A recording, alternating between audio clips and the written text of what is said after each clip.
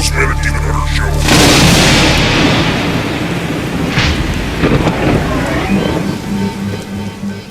Doesn't that sound exciting to you?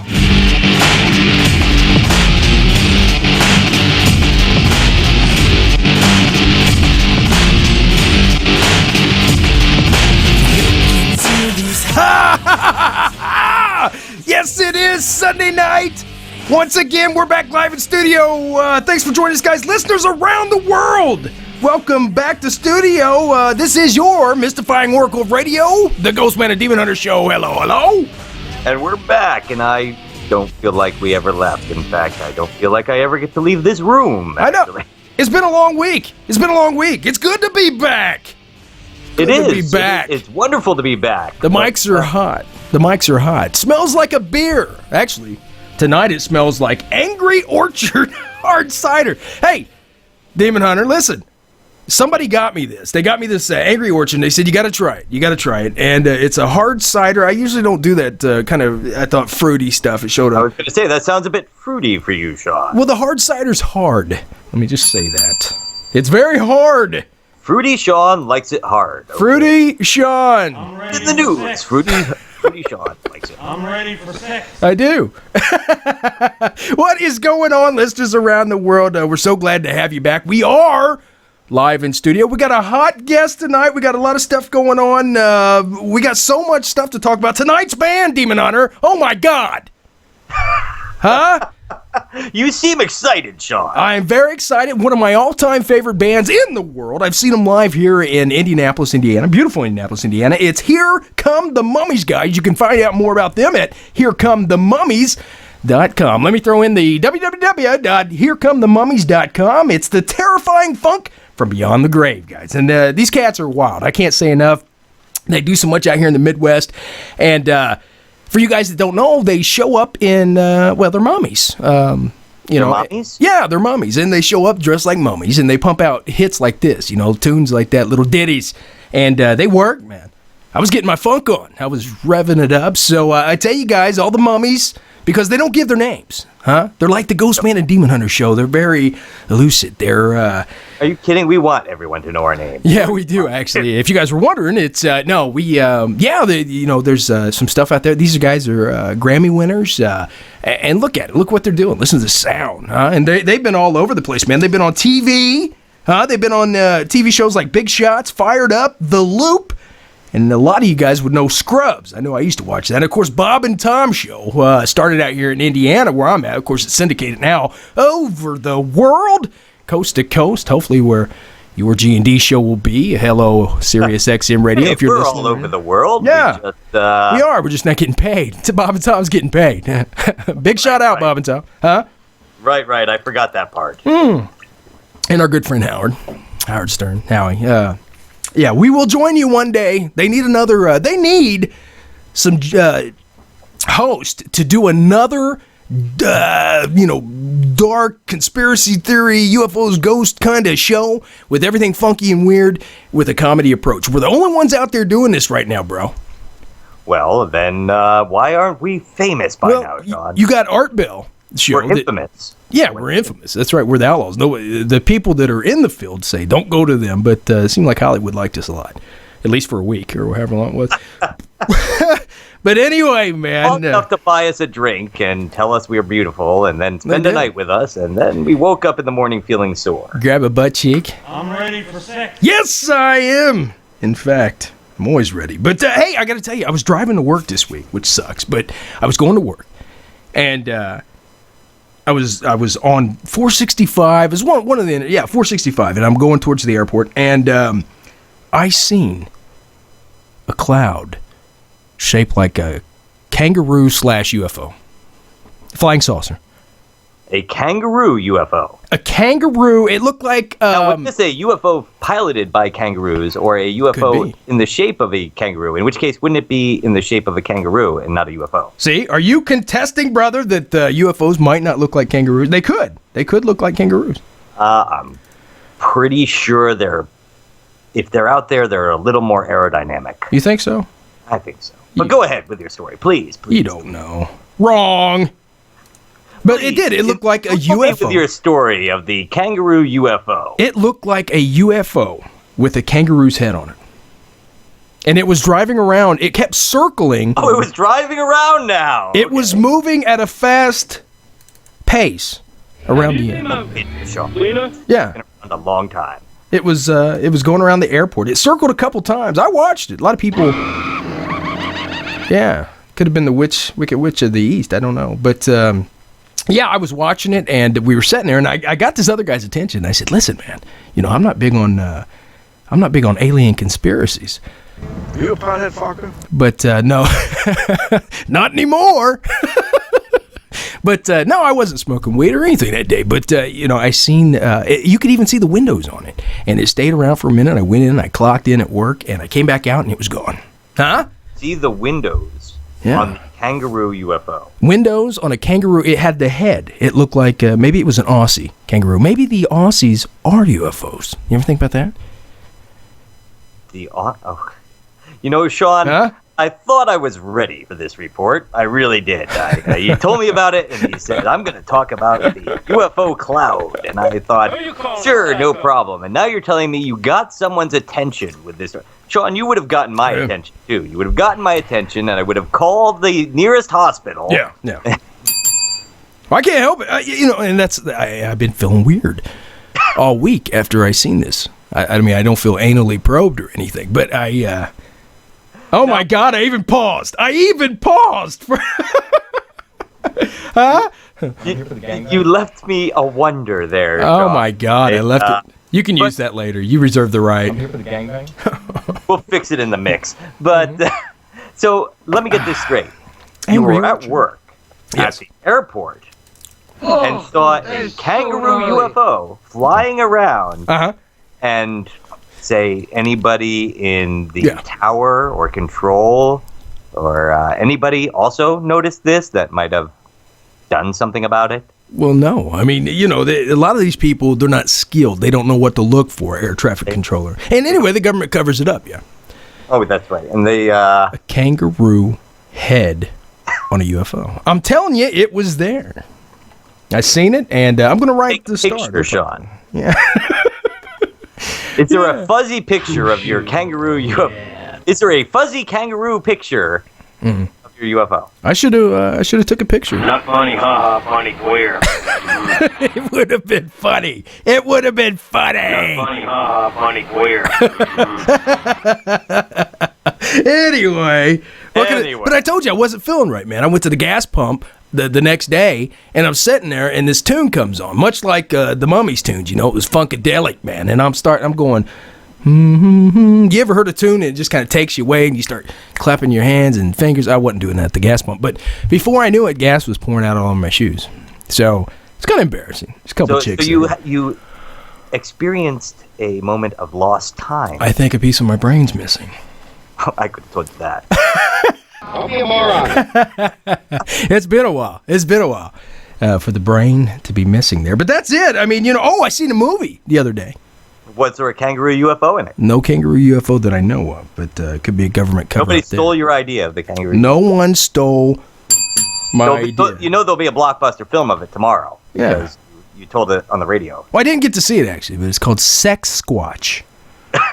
The big guy apparently has made porn. I don't think it's a porno. I don't know. I didn't get to see it, but I am. I'm going to watch it tonight. I forget. I think I seen it on Netflix, so it can't be porn.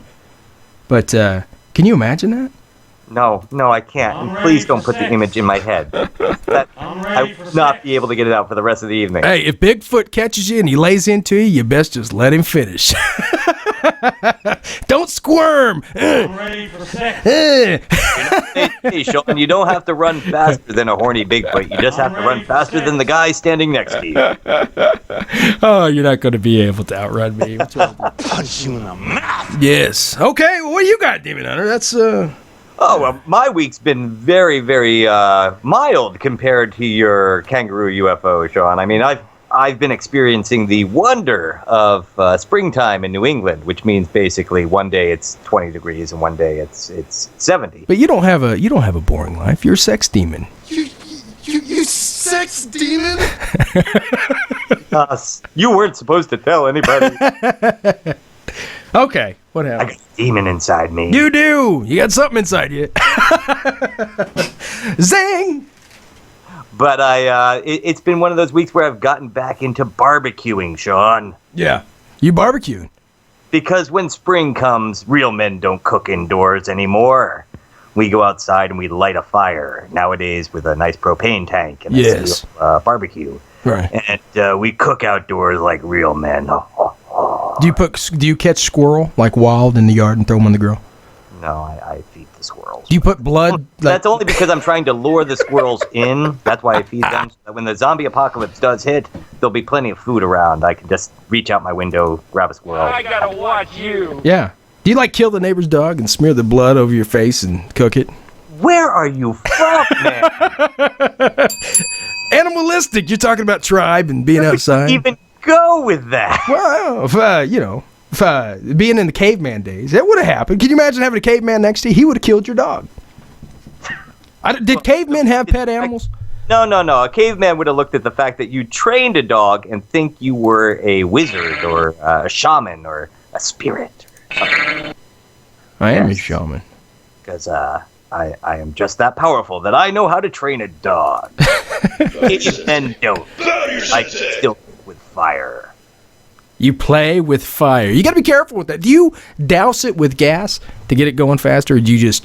I have a gas grill. Who are we joking here? I wonder if you didn't have a gas grill back in the day. I bet you're one of those guys that stacks... I know you're one of those guys that would stack the charcoal in a perfect formation.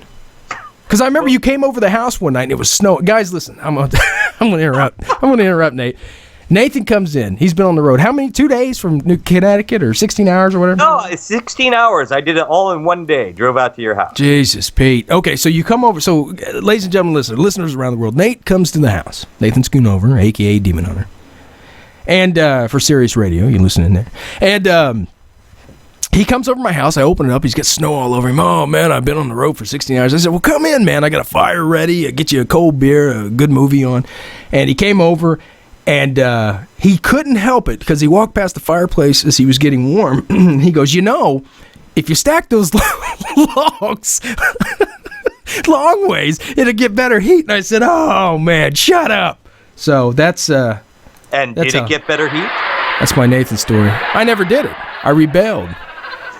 I rebelled against you. So you've just poorly been heating your house. Yeah. For the last 6 years, just to prove that you don't need to use my little tip there. Just that you were wrong. That's right. I did. No, you can't say that I'm wrong. If you get a fire hot enough, it doesn't matter if you stand the log up straight, it'll burn. But it doesn't project the heat out. No, you know what? I'm not even getting in with it. I'm not getting into it with you. You're getting into it with me. What's wrong with you? You just can't help it, can you? You gotta Okay, what's your stories? I'm done. What happened this week with you? Are you interesting? What happened?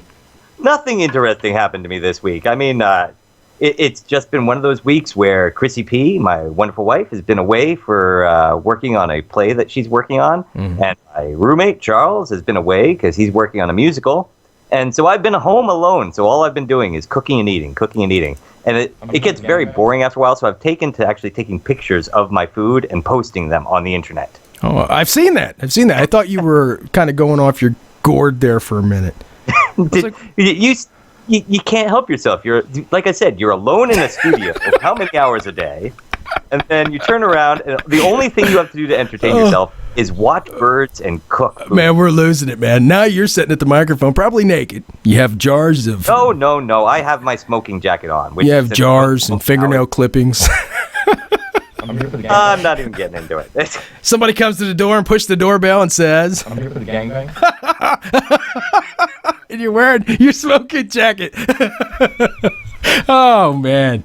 Oh. And I look and say, you're in the wrong state. You're looking for the ghost man. I'm the demon hunter. I'm here for the gangbang. And bird watching. Gangbang and bird watch. Okay, demon hunter, we better do this before I forget like always. You ready? Well, I guess so. By the way, it is, I think we're on a full month. No cigars in the studio. No cigars. I'm smoking the blue cigarette and the blue e-cig, and still, no one has died. I haven't had to kill anyone for nicotine withdrawal. So thank you, Blue e-cig, for keeping me out of jail. Yeah, have they gave us any money for sponsorship yet or anything? No. Buy a pencil for the studio? My God. You think they'd give me a free pack of e-cigs or something? Tie days. For the gangbang? All right. Demon Hunter, listeners around the world. Yes. Tonight's guest. From the New York Times bestsellers list, author, lecturer, actor, Max Brooks, creator of the book that will soon be a blockbuster movie, World War Z. Max is going to tell what happens when the world falls apart to the zombies. Tonight, the G&D Nation meets the zombie hordes as we head to war. World War Z, guys. Huh? Max Brooks. Max Brooks in studio, coming by tonight. You ready, Demon Hunter? I'm always ready. You ready for it? Of course. All right. Well, I didn't know. You sounded kind of puzzled there for a minute. I didn't know. Well, I wasn't sure how long you were going to go with that. He wrote the book World War Z, and it's now the upcoming Brad Pitt movie, of course. I've gotten to see the preview of it. Yeah. You go to the movies, you see the previews before. They're called trailers, but they come at the beginning now, which is confusing. So I call them the preview. But I went in, I saw it. It started, with the typical Brad Pitt. He's sitting in the car with his family kind of thing. And all of a sudden, everything just goes hectic. All at once, crazy kind of stuff. And I was sitting there thinking, oh, no. They made a movie about Sean. He's going to rampage across the city. My uprising. Like thing. I know. My uprising. Are you ready for Max Brooks tonight? I am oh so ready. He is the son. You told me this, and I looked it up and found it. He's the son, guys, of the Jewish film actor, director, Mel Brooks. You had to throw the Jewish part in there. You're reading that off of Wikipedia, aren't you? Oh no, I didn't. I did earlier, but Wikipedia. No, Jewish. Ton of Spaceballs. Just get it right the first time. It's Mel Brooks, man. Yes, it's Mel Brooks. But he's accomplished so much on his own. Yeah. Oh well, yeah. I mean, he's that goes without saying, man. He's got a major motion picture coming out. There you go, Max. It's beautiful. It's not his. I don't know. That's what we're going to talk to him about tonight. It's based on his book. Based on his book. Apparently, Pitt bought the rights as soon as it came out and said, we're going to make this into a movie. So here it is. And I'm sure it was a very healthy sum. And he said, here you go. God bless you. You think Brad was going through books one day and he's reading, World War Z. Angelina Jolie was on his butt. He's like, Jesus, nag. He's sitting there going, vampires are over. Gangbang? Zombies are in. Right. I need a zombie movie. And it just happened to be a book sitting on his coffee table or something. And he said, well, let me read this. Or do you think somebody brought it to him? I mean, I'm just trying to figure this out because I want to know how you get somebody like Brad Pitt to read your book and turn it into a movie. I guess we'll have to ask him that. Yeah, but he never did vampires, did he? Yeah. I'm saying that zombies are out. Brad Pitt was saying that zombies are out, or vampires are out, zombies are in. Mm-hmm. When's Brad coming on the show, man? With Jolie? Yeah, baby! Yeah. I was talking to him about it, and they coming on? They just feel that we'd overshadow them a little bit. So yeah, baby. I think they love us. I know Angelina Jolie. Know who we are. Huh? I don't think they know who we are, so it's fine. How do you know? They might stay up late and watch our old sitcom. Our old sitcom. Extreme Paranormal. Yeah. They might. I know a lot of women do. For me, when they was on the thing. When I was on the thing. The swimsuit edition. That thing you did that time. Yeah. Got you on Chubbarama. You got an honorable mention on Chubbarama. I got an honorable mention. I didn't get a picture on Chubbarama. I was a runner-up. I didn't make Chubbarama. I got an honorable mention. I found out that's not just for, that's for big guys, not like wimpy small guys like yourself. I mean, it's for it's for men with broad shoulders, and don't be mad because I have the body of a man. of a god. A Greek god. Contact me again when you can actually grow a mustache. I've seen the picture. I don't want a mustache. A lot of great men have no mustache. Caesar.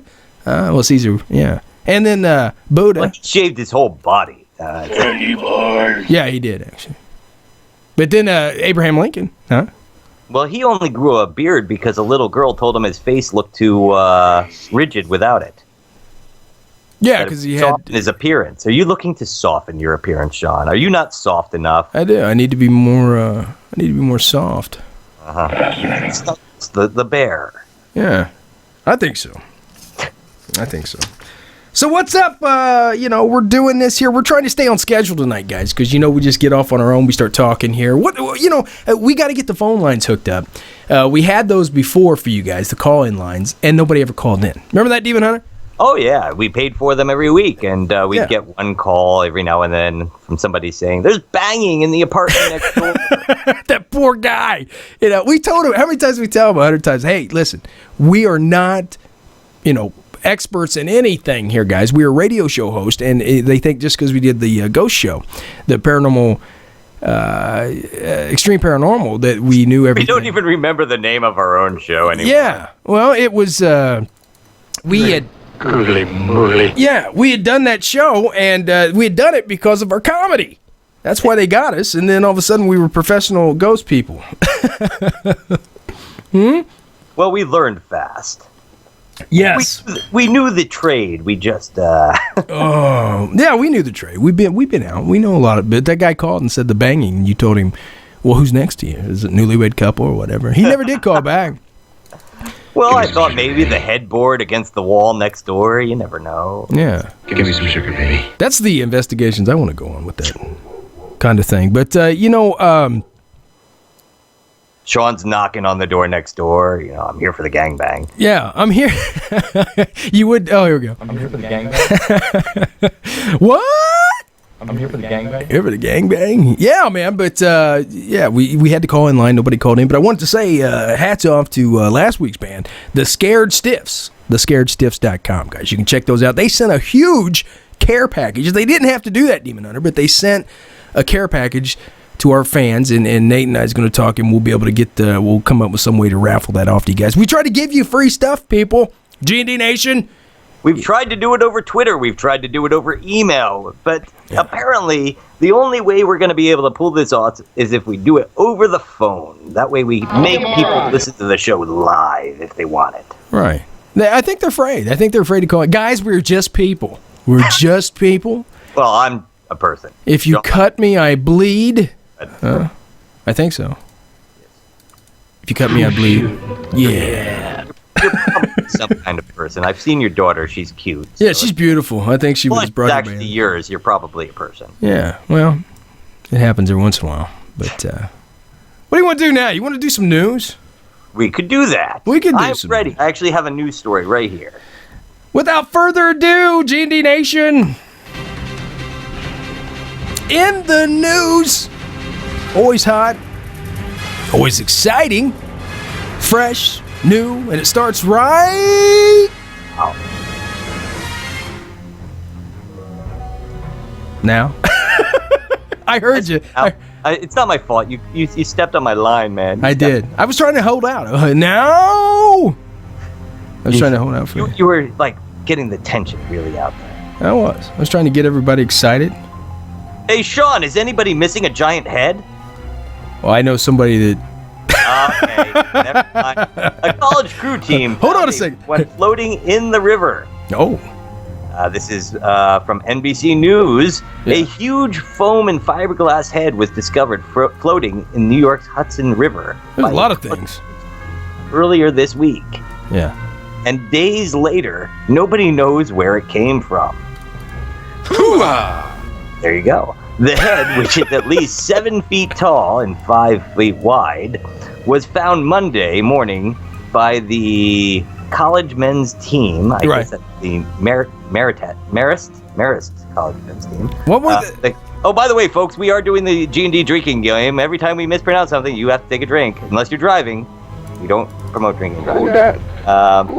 The coach, who was the who was in the motorboat, took a quick spin out of the investigate it, and was baffled as anyone would be who saw such a thing. How did he take a quick spin when he's in a rowboat team or Well, whatever? he was in the adjacent motorboat. But because you don't expect the coach to actually row, do you?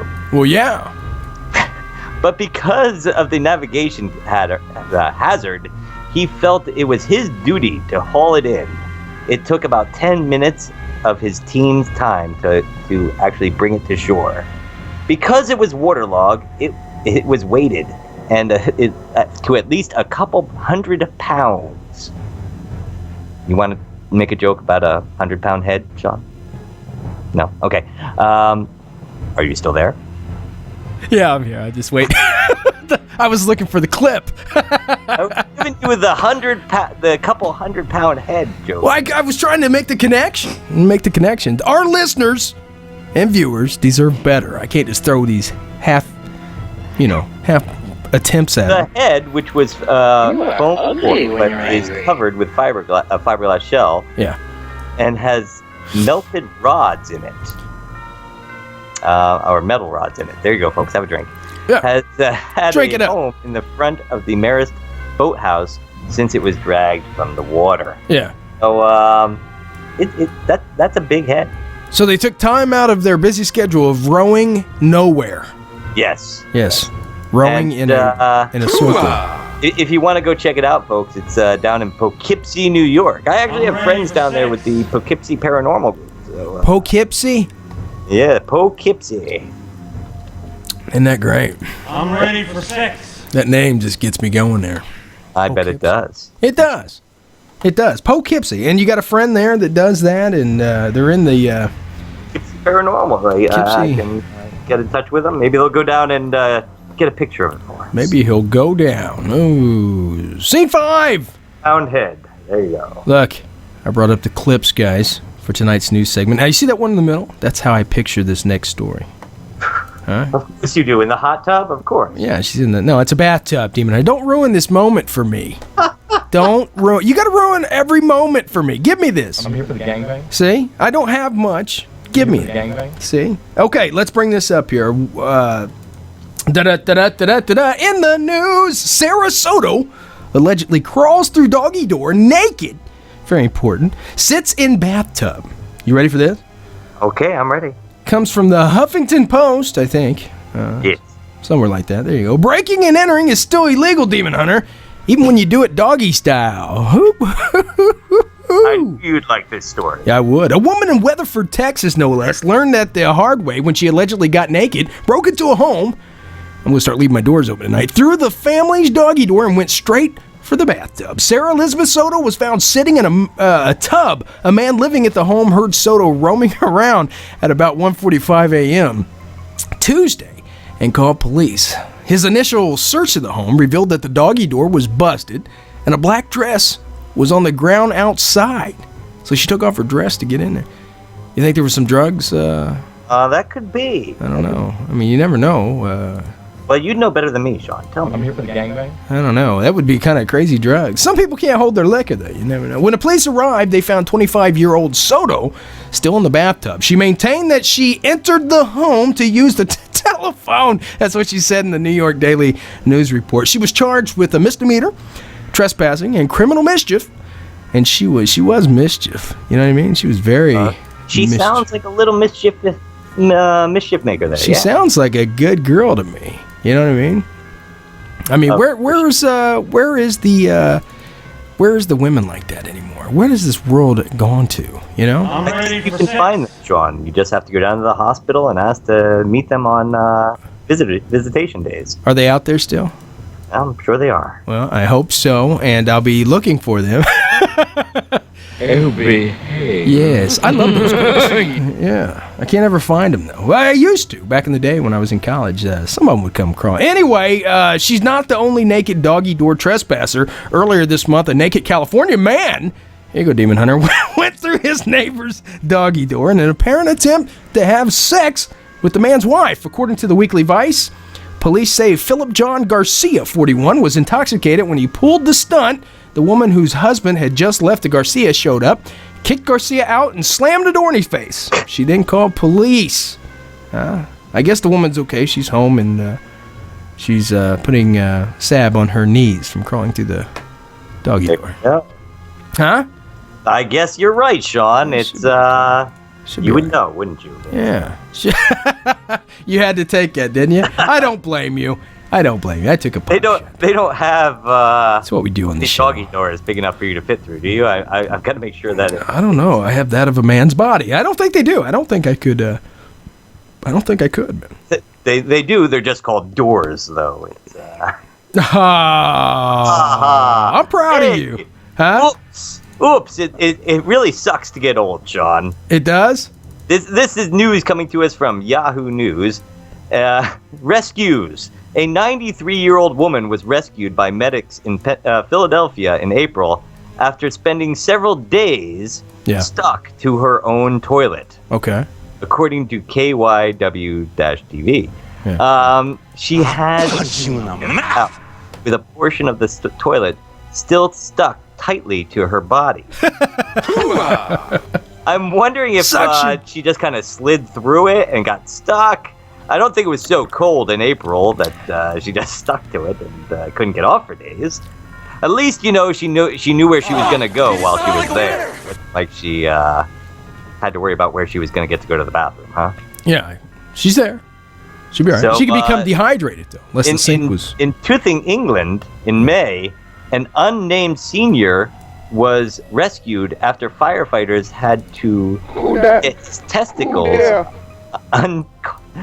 unsnagged, which had caught in the shower seat, which he had been sitting on while bathing. There you go, Sean. I'm leaving testicles open for 3 seconds so you can make a joke. Hold on. Give me 3 seconds there. I know how you like when I leave testicles out there. Hold on. Here you go.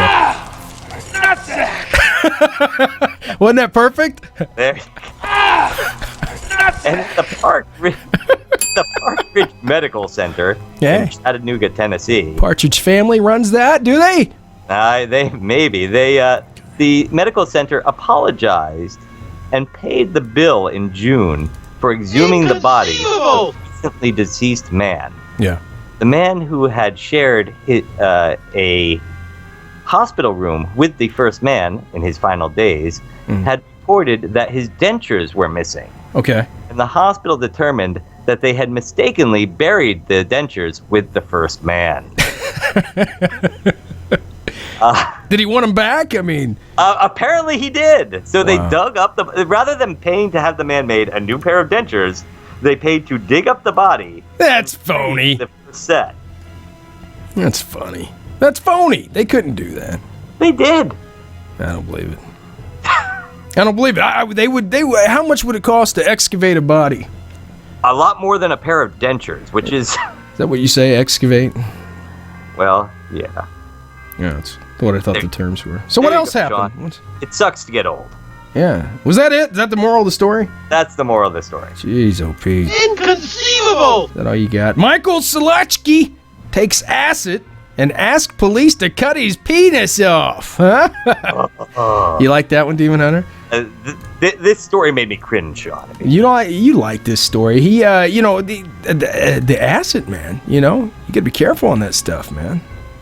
You got to, because if you do too much acid, you end up doing things like that. Yes, you wanted to cut his wee-wee off. Okay, here we go, guys, with the story. What was you gonna say? Not from personal experience, you don't know these. No, I never cut my wiener off. This guy's bad trip could have cost him his tip. Okay, police say University of Florida student Michael Selechki, 19, drink up, guys. I'm sure I pronounced Selechki. 19, huh? We're doing well. You pronounced it wrong. Yeah, 19. He's 19 years old. Claimed to be on LSD Saturday when he stripped naked, asking cops not to cut his penis off. He then apparently changed his mind and requested that they do cut his penis off. The Gainesville Sun had reported on this. The authorities were dispatched to a Gainesville apartment complex around 1:25 a.m. What's up with people at 1:30, 1:25 a.m., huh? I don't know. You and I are just getting home from work at that time. Yeah, I don't see no women naked. in my parking lot crawling into my bathtub, and I definitely don't see a guy asking to have his penis cut off.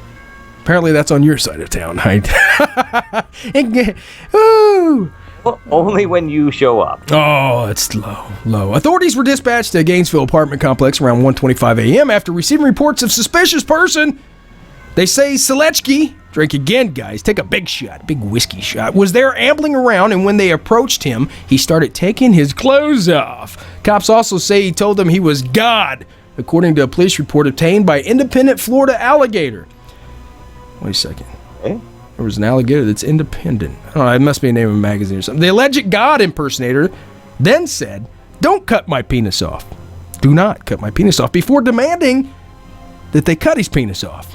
This is getting very, very confusing, Demon Hunter. To cut or not to cut? This is the question, my friend.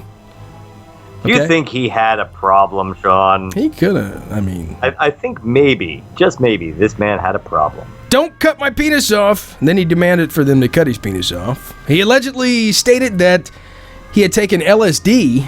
It had to be some strong stuff. But police were not able to determine whether or not this was true. Selechki, allegedly refused to get dressed and punched an officer in the head, bad move, after he tried to walk away, and they tried to restrain him. According to the report, they used a stun gun on him, Demon Hunter, 6 times, but it had no effect on him. Duh, because he was on LSD. That's LSD for you. Yeah, good stuff. He was taken to a hospital where, we don't condone LSD use. He was taken to the hospital where he was treated for 3 days, according to GhostMan&Demon, whoever that is. He also, maybe he's related to you, Demon Hunter. He also allegedly spit on one of the employees when he got there. After his release, he was booked into a jail on charges of battery on a medical care provider, battery on a law enforcement officer, and resisting an officer there, guys. There you go, from sunny Florida. No less. The Sunshine State. He'll be getting 3 squares and a college degree. And let's hope that very soon. He's probably gonna wish, if he stays in that prison very long, that they had cut something off there, Sean, or at least corked something up. No, he'll be a college professor by year end, man. I'll probably have to pay him to get a degree finished up. Yeah. Well, hey. Speaking of police, the police are searching for Spider-Man. Who's not? Well, police are searching for Spider-Man in Hollywood after he grabbed $6,000 in cash. Okay. There's a rogue superhero on the loose in Hollywood. Rogue?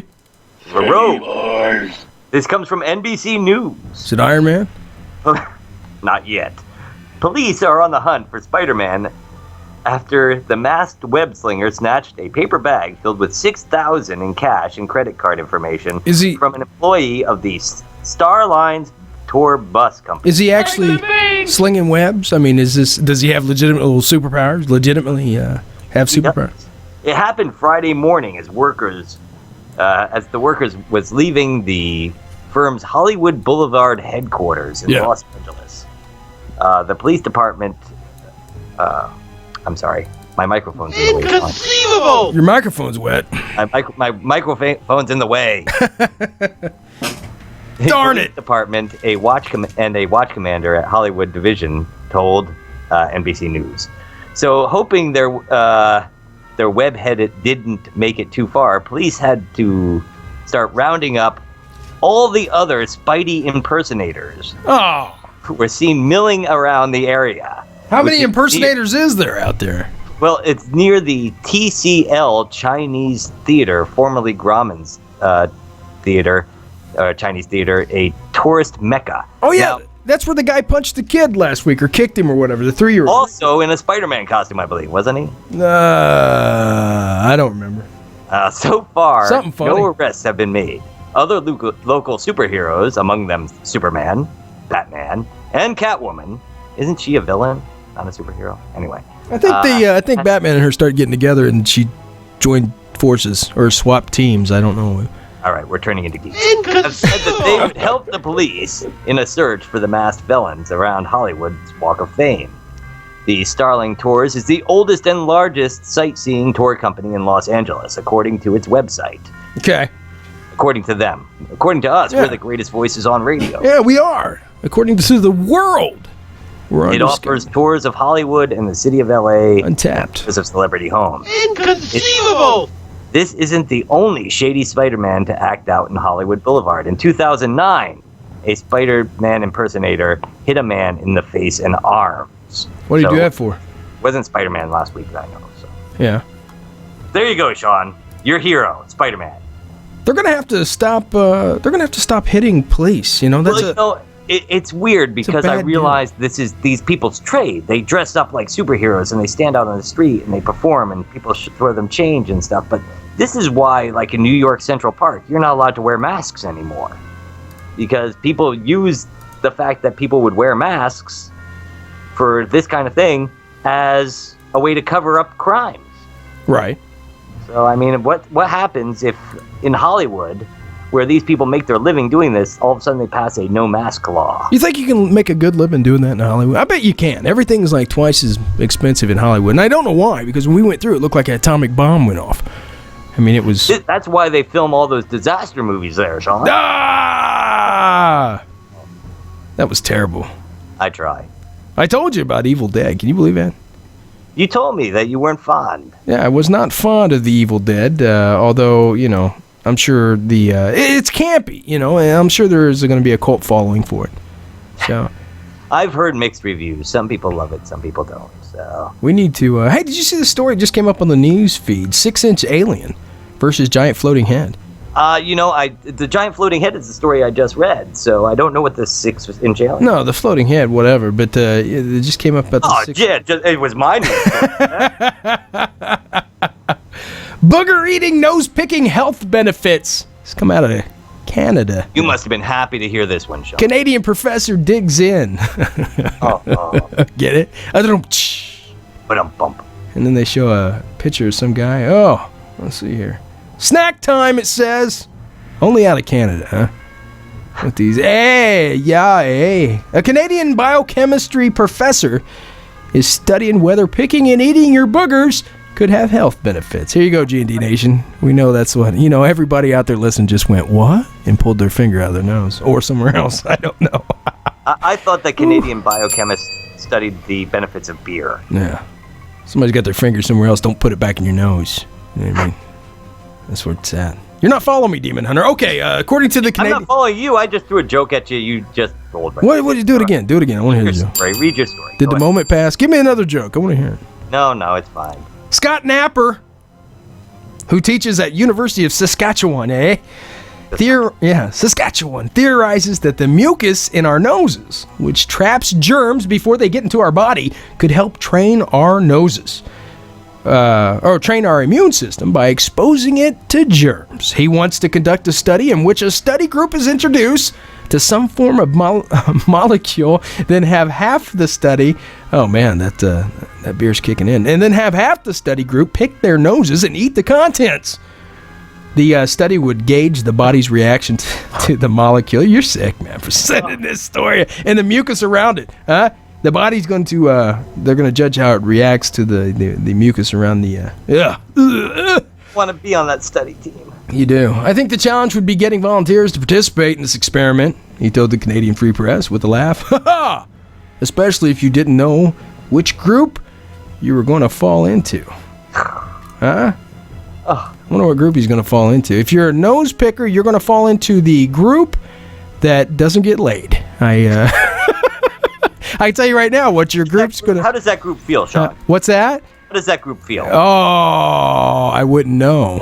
Booger pickers. I can't do stories about that. How nasty. Exactly how I feel. Ugh. See? Impure!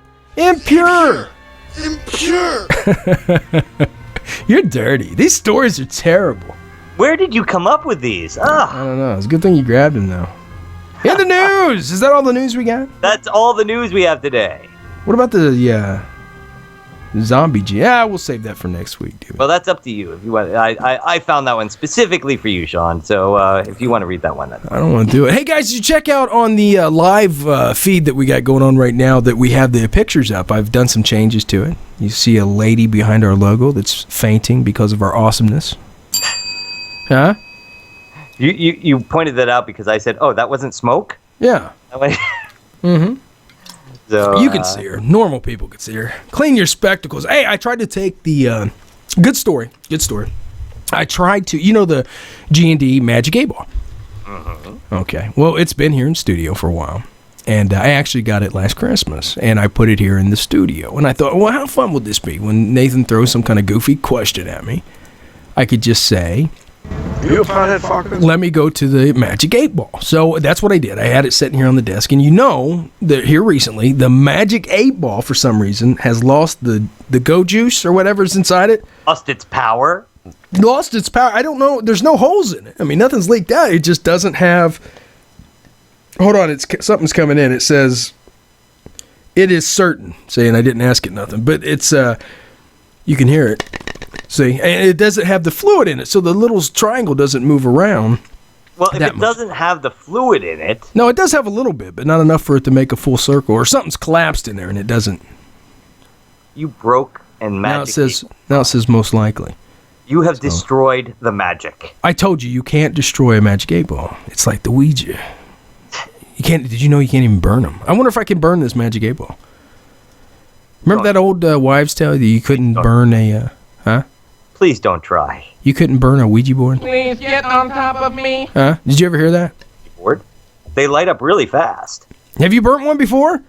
I may have. Oh my God! All the chubby white lighters across the land are freaking out. Ready for sex. Yes. They're all saying, now we're Ghostman fans. We don't trust that demon spirit. breach coming up. Yeah, we don't trust him. But anyway, I tried to take the Magic 8-Ball back to the Walmart or Kmart or some mart, whatever. Shop Smart, Shop S-Mart. But what's that from? Movie line. What was that from? Well, Shop Smart. Shop S-Mart. Shop Smart. Shop S-Mart. You're quoting... Not you, okay. It's, Army of Darkness. There we go. Too late. Too late. Time's up, buddy. You can't answer 10 seconds after. It's more like 5. But anyway, I'm getting old here. I have to take a moment to think about it. I took the Magic 8-Ball back, and I thought, they've been cool before about taking stuff back to, to a return policy. It's only like $10, so I'm going to get another one. But I was so angry with them that day I couldn't do it because they sold me a terrible Magic 8-Ball. Because when I got it in Christmas, I left it set in the box. I hadn't done anything to it, and as soon as I got out of the box, I put it on the desk like a couple weeks ago. It doesn't work.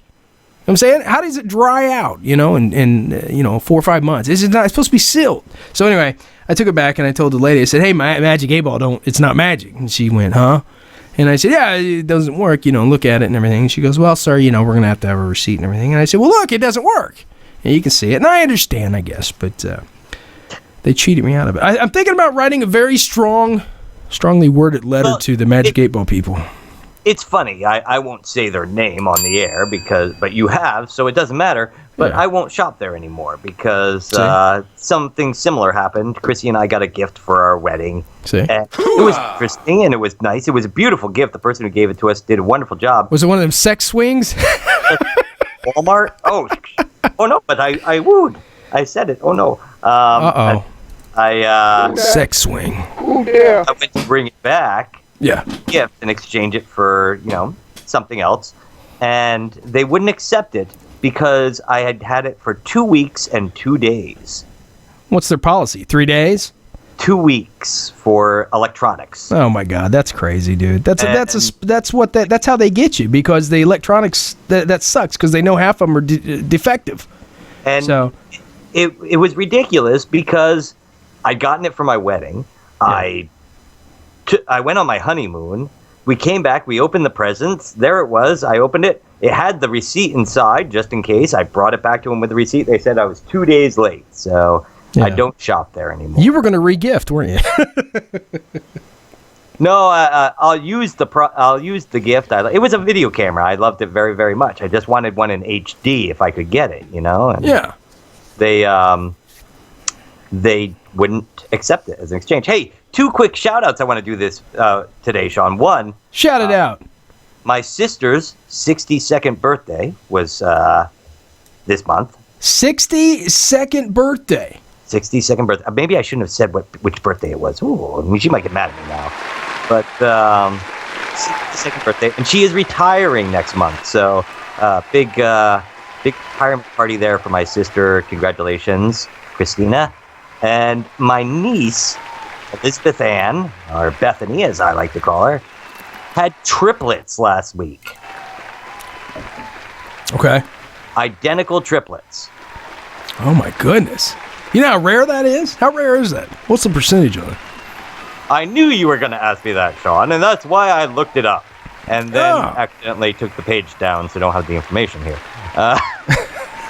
Here's the crowd cheering for your family. Congratulations, everybody. We love you. So apparently it's 1 in every 200 million. 1 in every 200 million. Of naturally occurring identical triplets. Oh my God. I don't know if that sounds right to me. I think I seem to remember meeting quite a few triplets in my life, and that just now it says 1 in 200 million. I would definitely like to odds of naturally occurring triplets. So I would definitely like to try with all the women of the world too. My niece is paranormal, Sean. Is she? There you go. 1 in every 200 million. I'd like to try to see if I could have quadruplets or whatever. I'm ready for sex. You're just going to keep trying until you have them. Huh? Yeah. Well, I'm going to... Practice makes perfect. You know what they say. Yeah. As long as I'll help a poor family out that needs, children or whatever. I'll go to their house and... Oh, so... If your wife's really hot, that's... I'm ready for sex. That's terrible. That's terrible. That's so Sean. That's so Ghost Man. That is so good. So, hey, Sean, it's getting near that hour, so there's still our update we have to give everybody today. Oh, I forgot all about that. There we go. Forgot all about it. Here we go, guys. Demon Hunters looking out for you. The zombie, whatever. Here you go, Demon Hunter. Hi, this is Matt Lowe from the Zombie Research Society, and here's your weekly update from the G&D Zombie Alert System. Now back to you, Sean and Nate. Dun-dun-dun-dun. Dun, dun, dun. Hey, there is a chance that things are more dangerous than they seem. Uh-oh. There are all kinds of molds, fungi, chemicals, biohazards, and much, much more out there that could lead the world to where we must face the dangers of the undead. Anal warts. Yeah, there you go. Flesh-eating monsters that we all must be prepared to face. Keeping this in mind, the Ghost Man and Demon Hunter show spend our weeks preparing, searching, and looking for updates on news networks and health websites to keep our listeners prepared and up to date on the most... Wow, I messed that up, my own report. Prepared and up to date for the possibility of an apocalyptic situation. We call it the Zombie Alert System. It's brought to you by Midnight Syndicate and the Zombie Research Society, and it starts right now. Now, Sean, normally I go through and read a report of everything I found this week. Thought I already started. Yeah. Yeah, you do. But this week, I didn't really have a whole lot of stuff to bring up. Well, I mean, the guy in Spider-Man suits and stuff could be... And the guy, I didn't get to read the news article about the... Yeah, you should use that one for the zombie update. And, of course, the woman crawling in... people are infected, man. And the guy living with the corpse. Remember that one? Oh, yeah, we didn't read any of those either. That one about the gentleman who was living with a corpse for 3 months. The long and short of it, the short and long of it was... the cops busted in and found this cat living off this lady's Social Security checks, and she was dried up, man. She was, no, it's not what you're thinking. She had been dead for like 3 or 4 months. Well, and I believe they had been engaged prior to this shot. They were engaged? They were engaged. Sexually? Well, if they were 60-something and 71, but I suppose it's possible. Sure. I wonder if they were, I mean, she had been dead for a while, so I wonder if they were,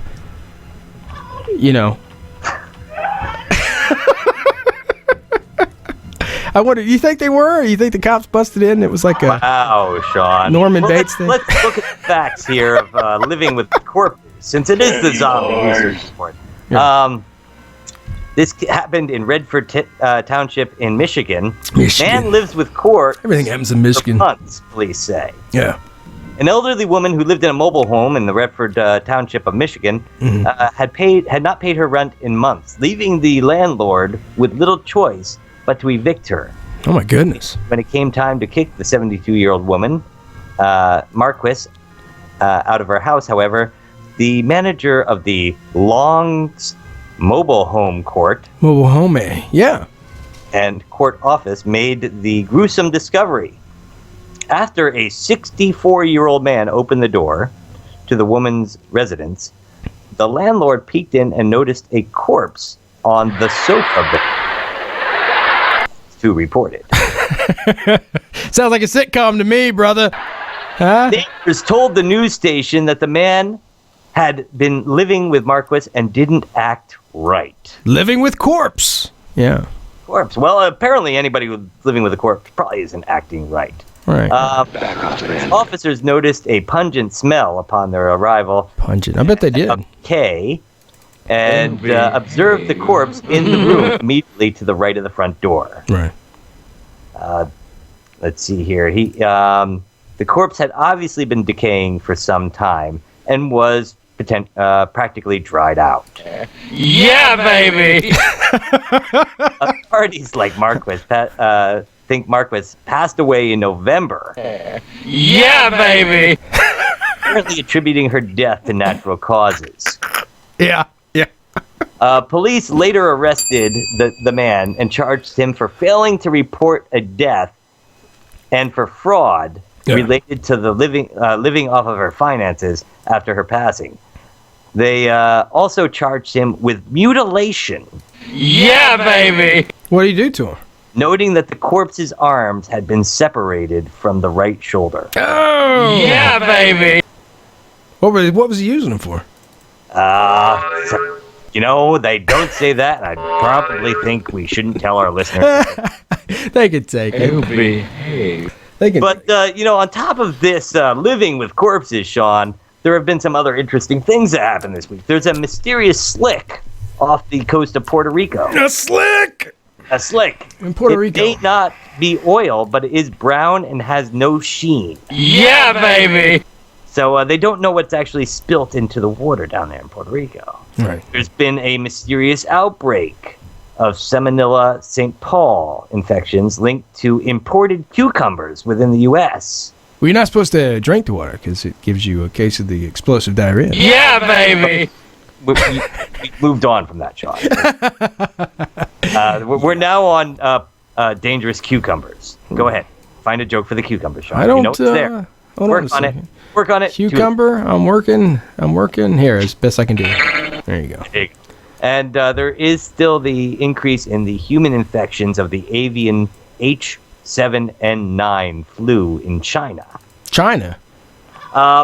These things put together, Sean, I think if it really wasn't for the guy living with the corpse this week, I'd say there's no real threat going to us right now. So, according to our own rules, we can raise the zombie alert as much as we want at any time, but we can only lower it one at a time. So we're dropping down to guarded this week.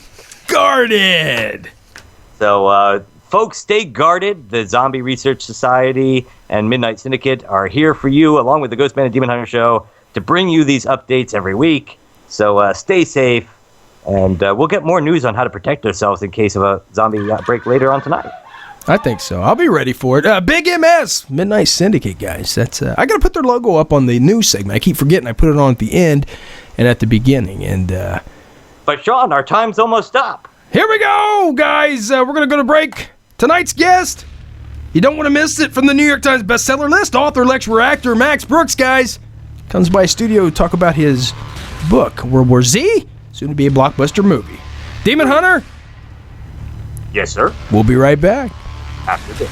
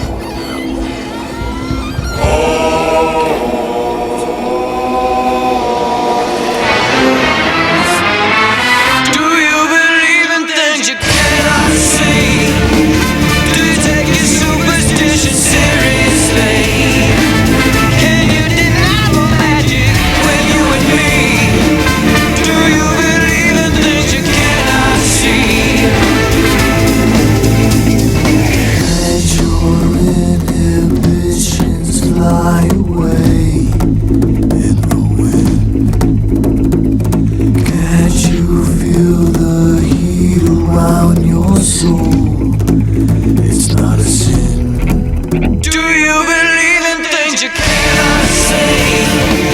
Do you take your superstition seriously? Can you deny the magic when you and me? Do you believe in things you cannot see? I can turn your sorrow, hurt, and pain into love. If you lose your faith, your heart will change into dust. Do you believe in things you cannot see? Do you take your superstition seriously? Can you deny the magic with you and me? Do you believe in things you cannot see?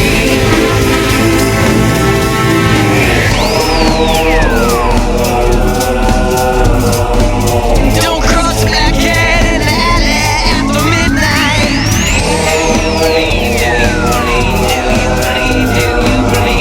Throw the salt over your shoulder underneath the ladder.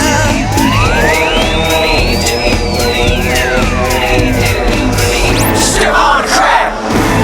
Bring your money's back. Do you believe in things you cannot see? Do you take your superstition seriously? Can you deny the magic with you and me? Do you believe in things you cannot see? Do you believe in things you cannot see? Do you take your superstition seriously? Can you deny the magic with you and me? Do you believe in things you cannot see? Do you believe in things you cannot see? Do you take your superstition seriously? Can you deny the magic with you and me? Do you believe in things you cannot see? Do you believe? Do you believe? Do you believe? You don't cross a black cat in the alley after midnight. Do you believe? Do you believe? Do you believe? Do you believe? Throw the salt over your shoulder. Do you believe in things you cannot see? Do you take your superstition seriously? Can you deny the magic with you and me? Do you believe in things?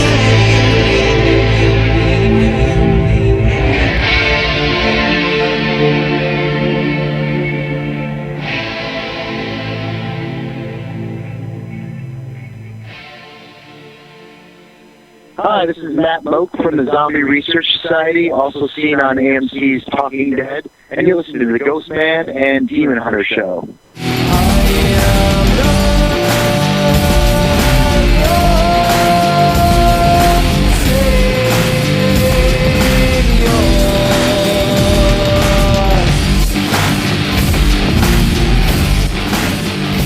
Hey guys, listeners around the world, welcome back. This is your Ghostman and Demon Hunter show. Hey, I gotta tell you, what about that band?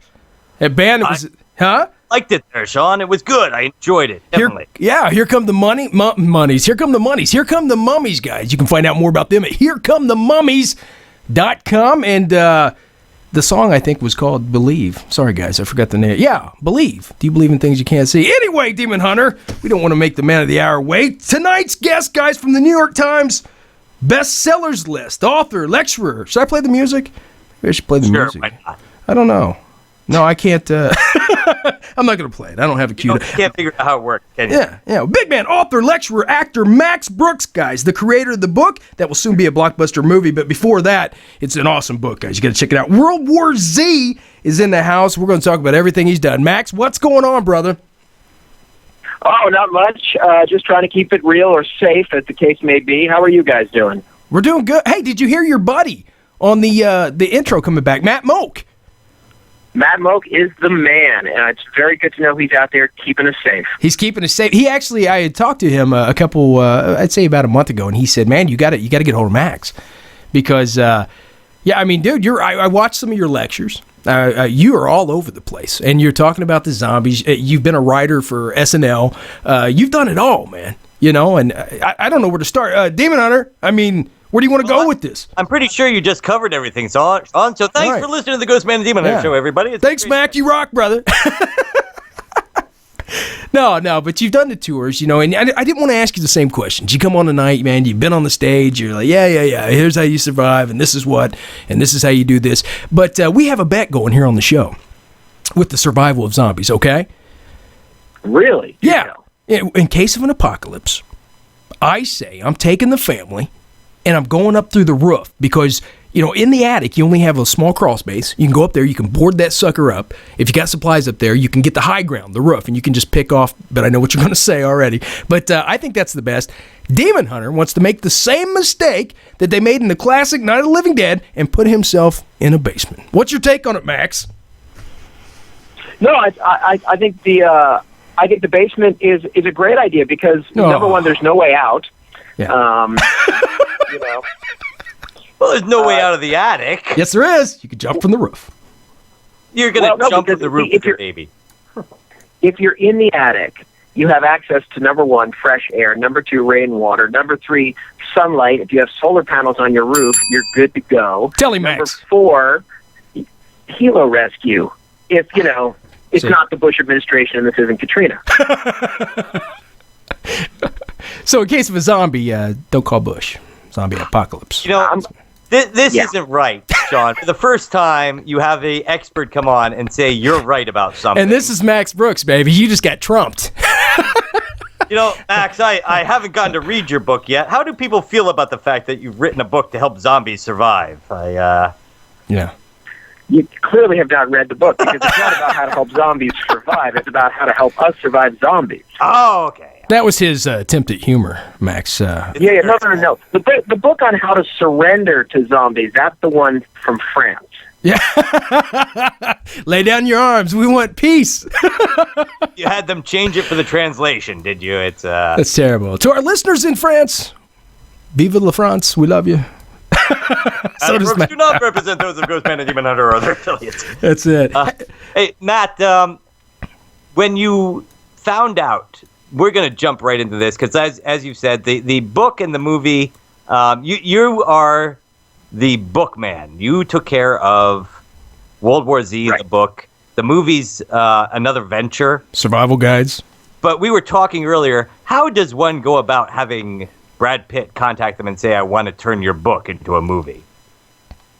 That's a really good question. 100 years ago, back in 2006, I was approached by them to option the rights for the book even before it had hit the shelves. So I was for that. I said, sure. You know, when you option a book to Hollywood, there's a 9 out of 10 chance that you are not invited to be part of the day-to-day creative decisions making the movie. That's pretty much the way it goes in Hollywood. And you got to be okay with that going in. You know, unless you're J.K. Rowling, you're pretty much not going to have a ticket to dance. Right. So you just got to, you know, you got to take the risk, hope for the best, cross your fingers, and go to the premiere. So that's pretty much all I'm doing.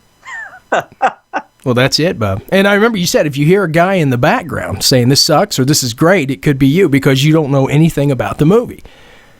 I literally, what I have seen has been the trailers. I've seen what you guys have seen. Because the truth is, if I have no control over the process, why would I want to read the script or see what they're doing? Absolutely. Now, when you saw the trailers, did you sit there and go, okay, this looks good? Or, well, you know what? That's not fair to ask you. Well, you know, the truth is, like, I don't judge anything by a trailer. I literally don't know. You never know what's going to happen in a trailer. Right. I mean, we're talking Hollywood. We're talking about the same industry that is about to bring you The Great Gatsby in 3D. Oh, it's exciting. It's great. Yeah. I don't know how they're going to do that one. Oh, here, have a martini. That's awesome. Look, the plane is flying. It's almost in front of you. Right. Excited. Look at my long 1920 cigarette holder. It's in 3D. You know, I don't know how they, because the World War Z, you had the zombie survival guide, the recorded attacks. Right. And what was the first one, Max? Was it Closure Limited, or what was the first novel So you the first one was Zombie Survival Guide, then there was World War Z, and then there was Zombie Survival Guide Recorded Attacks. Okay. And Closure Limited is just a collection of zombie short stories. Right. And then in June of this year, in less than 2 months, or about 2 months, my new comic book, The Extinction Parade, is coming out. Yes.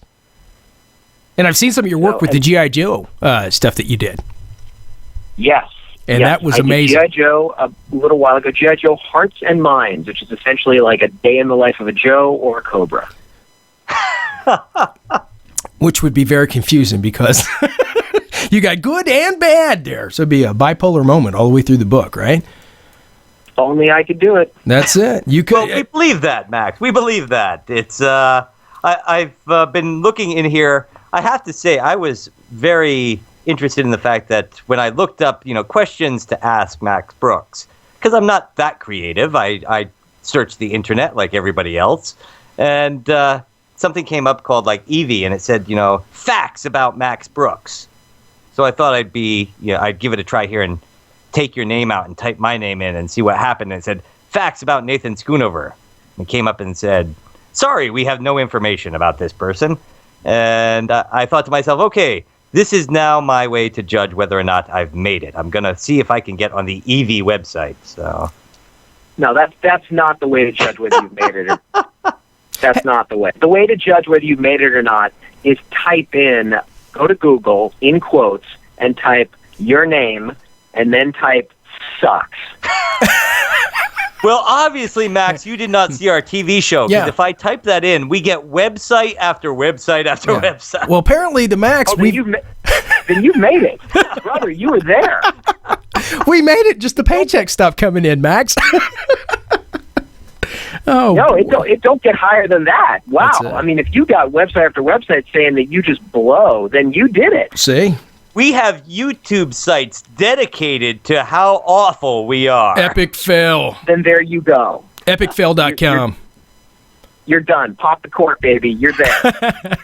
Hey, Max, you're out in L.A. I remember you were talking about when you did one of your college appearances about some of the strong cities to be in during a zombie apocalypse. Could you go in a little bit about that, brother, and tell us why, what cities, and why to be in those in case of an apocalypse? Right. Well, people always assume it's urban versus rural. That's not true at all. It's not the city. It's the specific city you're in. Like, I was in New York during 9/11. Bam, that's the hero city. I mean, look at just what happened in Boston. They shut that whole city down to grab 2 dudes. Like, wow, you do not want to mess with Boston. That's it. L.A., not so sure. Like, our power goes out when it's windy outside. Yeah. Well, it would be hard. It would be hard to know for you guys if something was a zombie or not. You got so many freaks. Be like, was that a zombie? We get fires. We get floods. We get earthquakes. We get the LAPD starting riots and then leaving. The Lakers. Yeah. I mean, we have riots break out when we're happy. See? So I'm not sure LA is the city you actually want to be in for a zombie apocalypse. That's it. Now, you had said you were not from Los Angeles. You grew up in Los Angeles.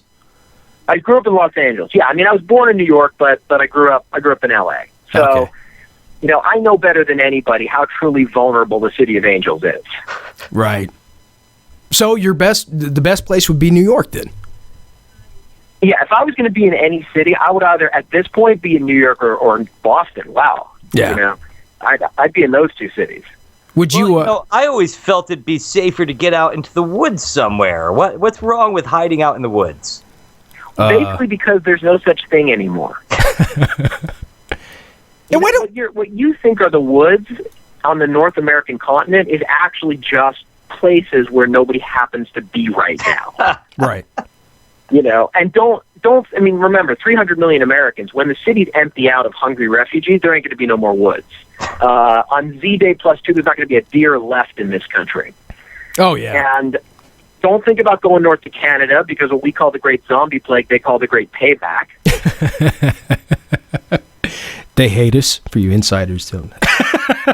Yeah, no, the Canadians, on Z-Day 1, the Canadians are going to be waiting for us with a sharpened hockey stick and a Molson.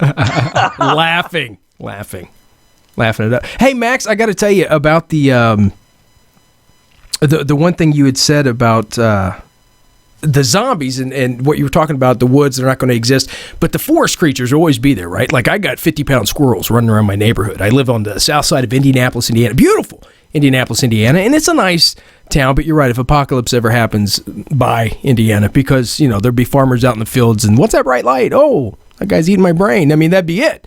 But why don't you ever see, and maybe you can put this in your upcoming book, why don't you ever see woodland creatures infected? Because you see zombies go down, the infected. You can't get their blood on you. Right. You can't be bit by them. But the rats and the deer and every little nasty thing out in the woods that eats on human flesh would get a piece of it. Then there'd be no way, bro, because you'd be sleeping in your bed and the field mouse jump on you and take a bite and you'd be like, oh my goodness, or a mosquito. Right. I hear that all the time. And my theory about it is that the zombie virus it zombifies humans and kills everything else. Okay. Which is not to say that woodland creatures are safe, because in my mind, zombies eat everything. Right. Like I said, there's not going to be a deer or a field mouse. There's not going to be a lot out there. Let me put it this way: turtles are going the way of the dodos on Z-Day for +3. The dodo bird. Turtles seem to have an instinct. I think they're going straight for the under the water as soon as the first zombie comes around. And let's face it, turtles tend to be a little bit faster than most zombies. Hopefully. Because, I get asked a lot about fast zombies versus slow zombies, and I say, literally fast zombies, literally and figuratively, are not in my book. Right. Now, Max, I heard you talking about, and of course, one of the great movies, and you're a Romero fan. You're huge. You pay... oh, yeah. No. It's, yeah. Yeah, you pay Daddy Romero all the respect in the world for his creations that he's done, but you did say a couple things about the movies. You said it's cool to watch. All of a sudden, you take a mall parking lot shuttle bus or airport shuttle bus and you turn it into a, but you're like, hey man, who's a mechanic in this room? And nobody raised their hand. And you said, and you brought up all these good points. Can you kind of revisit that for everybody and tell them, what would the real thing look like? How could you be prepared? What's the most necessary items to have in case of an apocalypse? Well, that's the thing is, look, in all my lectures, and I come from Hollywood, and so I know Hollywood, and I understand the point of Hollywood is to entertain. So you got to put things in movies that look cool, but couldn't happen in real life. And likewise, in real life, the things that would really save your life are really boring and would really not make it into a movie. Right. I get that, like, for example, I've never seen a zombie movie where someone has died of dehydration. That's really boring. I've never seen a scene where, like, our main character dies of scurvy. Wouldn't that be awful? Guess what? In real life, you don't get enough vitamin C, you're a goner. It's going to take a while, but you're a goner. So, likewise, when you see cool things like in the remake in Zack Snyder's Dawn of the Dead, and they remake a shuttle bus into an armored personnel carrier, come on. Dun, dun, dun, dun, dun, dun. They're 18. Awesome. I pity the fool. Yeah, but... in real life, how many of us are licensed mechanics who know what looks like under the hood? Right. I don't. Well, I can rebuild a car as long as it was manufactured before 1990. So before 1990. Yes. Okay, perfect. So basically, before there was a China, you're fine. Yes. What year was the first Ford? I could rebuild an old Ford Ranger like nobody's business. Big on those. Good for you. Those crank starts to really get us through there, Demon Hunter, through the apocalypse. Well, I mean, there's little things that no one ever talks about, like, like I've seen zombie movies, or indeed, I've seen post-apocalyptic movies, forget zombies, where 20, 30 years after the Big Bang, people are scavenging gasoline. Remember that? Gasoline. Yeah. How many of... We all know, right? Gasoline gunks up after a little while. You can't store gasoline for 30 years. That's not going to happen. Heck, with the ethanol they put in it nowadays, it's no good after 3 months. Right. So, but that doesn't look good for a movie. You know what I mean? So therefore, you have to put in traumatic moments, and that's what I really talk about in my lectures. Just like, look, movies are cool, they're fun, I love them too. I love video games, but in real life, it's not going to be about guns and ammo and motorcycles. It's going to be about nutrition, dehydration, dry socks. You know, you ever seen a guy die of trench foot? Yeah. No, I've never seen it. You ever seen it? Yeah, I've never seen a zombie movie where a guy drinks out of a puddle and gets some protozoans and craps himself to death. Oh, where's my fart noises? I didn't have them queued up. Thanks, Matt. It's not cool and sexy. It's not going to be like tonight on The Walking Dead, cholera outbreak. This time Rick goes down. You know they don't have plushies anymore, so it's Rick gets explosive diarrhea. It's personal. Yeah, you're not going to see people like, oh my God, quick, we only have until the commercial break. Manufacture penicillin. That's funny about that. You said The Walking Dead, man. Every time they go around, it's amazing how the pharmacies are just so happen to have the pregnancy test. Just one left, mind you, but they have the pregnancy test, the Vicodin, the whatever. They got everything, right? Well, the funny thing is, I don't watch Walking Dead anymore after they fired the show's creator. The best, your friend. I checked out. When they fired Frank Darabont, I was like, really, guys? Yeah. Really? Amazing. Like, the dude who gave us Shawshank? Okay, whatever. Yeah, and he was the best. And I don't even, I've heard rumors. Do you know I'm sure you know the inside scoop, but you can't say nothing. But I heard the creator got a little too involved with the director. And, we know a little bit about that with our little TV show. There was, 17 directors on the stage, 18 executive producers, all of them screaming. Yeah. So it can get raw. I mean, the truth is, I'm actually buddies with Frank, and he doesn't talk about it. He doesn't like the gossip. Right. He's way too much of a classy guy, which maybe that's why they fired him. Like, wait, this is a genuine human being. You can't have him working in television. Yeah. What's this guy? He's too real. Careful, Max. You're starting to sound like a genuine human being yourself. You could ruin your career in Hollywood. What career in Hollywood? Yeah. We know that feeling. Yeah, no doubt. Yeah. Yeah, we did write a book. I did have one thing to bring up with you. I was, again, searching your name. I came up with the College Student's Guide to Surviving a Zombie Attack, where they do pay tribute to you for the zombie survival guide. Oh, how kind. And I was just reading some of the things that they kind of like point out as possible signs of, somebody turning into a zombie, which tended to look to me more like a actual night of drinking and drug doing in any college. After the first hour, pain and disorientation. After the second hour, chills and slight diarrhea and vomiting. Oh, boy. After 8 hours, numbing of the extremities. Oh! After 11 hours, paralysis in the lower body and an overall numbness. You already said 16 hours is coma. 17 hours is zero brain activity. Yeah. And 23 hours is reanimation. So, yeah, that sounds like a typical night out of drinking for any college. And look, I say this in all my college lectures. And I say, dudes, especially I say it to dudes, don't be proactive. You know what I mean? Like, I understand you want to be prepared, and you should be, but please don't be proactive. Please don't, if you see someone stumbling around the quad on a Friday night, please don't run out with your machete and decapitate it, because saying it's campus security, no, officer, I thought it was a zombie. That's really not going to carry a lot of weight. It was an ugly chick. Right. Can't do that. Cannot do that. It's funny, too, because I caught myself this morning walking into, I got called into the office this morning at like 8 a.m. and I'm walking up. Did you kill somebody?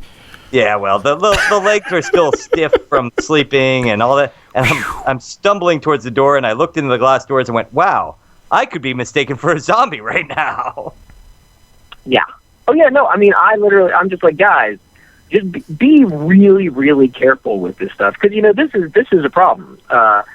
Unfortunately, we are living in a country with 300 million guns, and God knows how much I had done diagnosed mental illness. Oh, God. So sometimes in the same house. Yeah, there's a very big reason in my book under general rules. Number one is obey the law. So, because I don't want anybody sort of taking the law into their own hands, being proactive and saying, I'm going to rid the world of zombies. No, thank you. Hey, Max, I was thinking, brother, about, and I know you've heard this 1,000 times, but all the crazies, some of them, a lot of them there in Los Angeles, but you've had a lot of people here in the last couple years in the news, biting off faces, craziness. Everybody says LSD, all this stuff, but people have been taking LSD for years. Nobody's gotten their face eaten off, or at least not been in the news. Rumor has it that this dude was tested, nothing was in his blood or whatever. What do you think about that? Do you think it was something, chemical that was in there that caused this, or is it the start of something? And No, nothing ticks me off more than when people start to panic. Because look, if you've read any of my books, you know that basically the unwritten rule of all of them is don't panic, keep calm, look at the fact, take a deep breath, and really think about the situation, which is like what nobody does now. And so people were calling me, trying to get my take on it. Like, hey, you're the zombie guy. Does it sound like a zombie outbreak? And I was like, well, after they shot him, did they discover he'd been dead for a week beforehand? See? I said, well, no. I said, well, then he was not a zombie. Right. He is a crazo, because what they call in Miami, what they call the zombie face-eating panic epidemic bloodbath, I call Hollywood Boulevard on a Wednesday night. Somebody trying to eat your face? Yeah. That's it, baby. Now, Matt, since we've established that in the event of a zombie apocalypse, I'm getting bitten before Sean, as the newly formed zombie, what's the best way for me to get out there and get the best meal without getting my head blown off? Well, that's a good question. First of all, you're actually not going to become a zombie because you're going to be locked in your basement. So you're going to die of either dehydration, malnutrition, or the stench of your own feces. You haven't seen the preparations I've made in my basement.